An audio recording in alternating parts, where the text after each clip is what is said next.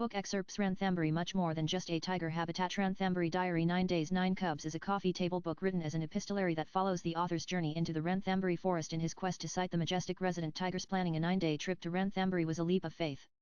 It is an intense experience, particularly with a young child. However, knowing our deep love for tigers in the forest, we were all looking forward to it. We were staying at the Oberoi Avila's Wildlife Resort, my address in Ranthambore. Situated close to the park entrance, this luxury destination has just 25 rooms that make the most of the location, inspired by Ranthambore's history as the hunting ground of the Maharajas. For our first safari of the trip, we went towards Zone 1. On reaching Sultanpur Chowki, through our conversations with the forest officials there, we learned that some movements of the tiger had been observed by the morning safari teams around the area known as the Kali Pili black and yellow water body. We headed there, but as luck would have it, we could not catch any glimpse of a tiger. Through Guptaji Aniket and the new road, we were back in the Chowki area again. Once more, we missed sighting a tiger. Thereafter, we headed towards the Sukatalau or the dried up lake, and there we could see a sloth bear. As per recent surveys, the bear population of Ranthambore stands at around 50, so this sighting was a significant one. Sloth bears are very fond of termites and honey, which form the bulk of their diet. To satiate their hunger and craving for these two delicacies, bears have often been observed to travel long distances, covering an expansive area of the forest. Now, bears do not have any natural predators, but the tigers of Ranthambore have been known to make them their prey. A case in point is the tiger Ganesh, who recently hunted down a bear in one of his kills. Then again, there are multiple reports of bears turning the tables and driving away even female tigers. There was a fight between a sloth bear and T101 in Zone 5. It was so sudden that the foreign tourist who witnessed it couldn't take out his camera because he was frozen with fear.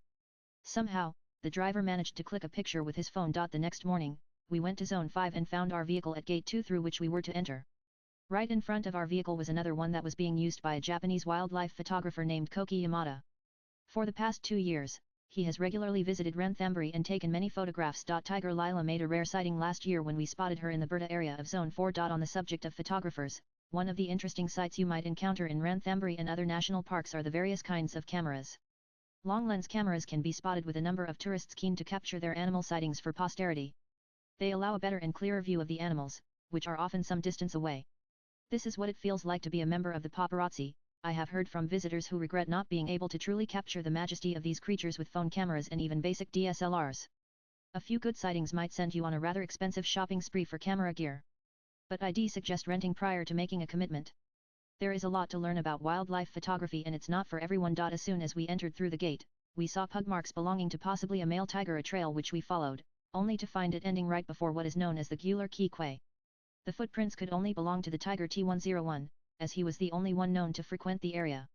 Thereafter, we proceeded towards the area known as Piligadi and, upon reaching it, were greeted with the alarm calls of frightened monkeys. These cries from langurs, spotted deer, and somber deer are often how alert guides and drivers at national parks can tell in which direction a tiger is moving. They will hear a call and race through the narrow paths that crisscross the forest, hoping to spot an animal. Sometimes, these efforts pay off. At other times, they will wait near known spots where tigers had been sighted in the past. Being on a safari can be extremely exhilarating, but it also requires a great deal of quiet patience. Enjoying the forest for its own sake, and deriving pleasure from other animals, such as birds, add much to the experience. One of the most fascinating animals in Ranthambore is, in fact, the tiny, friendly and extremely noisy rufous trippi. This bird fearlessly perches on safari vehicles and has a delightful call. It is black and orange, much like its most surprising friend the tiger. Unbelievably, this tiny creature is also known as the tiger dentist or the tiger toothpick. I have been fortunate enough to see them, but have not captured them yet. It is said that they have the temerity to sit before a tiger's gaping mouth and clean the apex predator's teeth. Tigers kill other birds but welcome their tiny synergistic allies in oral hygiene. These resourceful and intelligent birds are related to crows, are omnivorous and adaptable. On that occasion, we waited for a while at Piligadi, hoping to get a tiger sighting, but without a positive result. We carried on towards the Kachita Mata Mandir, where we came upon many villagers. As per their traditions, they had converged at the Mandir on Navaratri Ekadashi, where Ajald rituals were carried out. It was quite unnerving to know that just days before our trip, on October 2nd, a villager named Babilal had fallen prey to the tiger T121 in this very area. After traversing through Kachita Chowki, we passed by Dhakda, People Daha to reach an area known as Bakola. During the scorching summer months, this area is famous for tiger sightings, but we were unlucky that day. After waiting for a while and with no noticeable movement anywhere, we headed back towards Piligadi. Here, we once again crossed paths with Koki Yamada, who was photographing the area amidst the unending calls of monkeys and somber deer.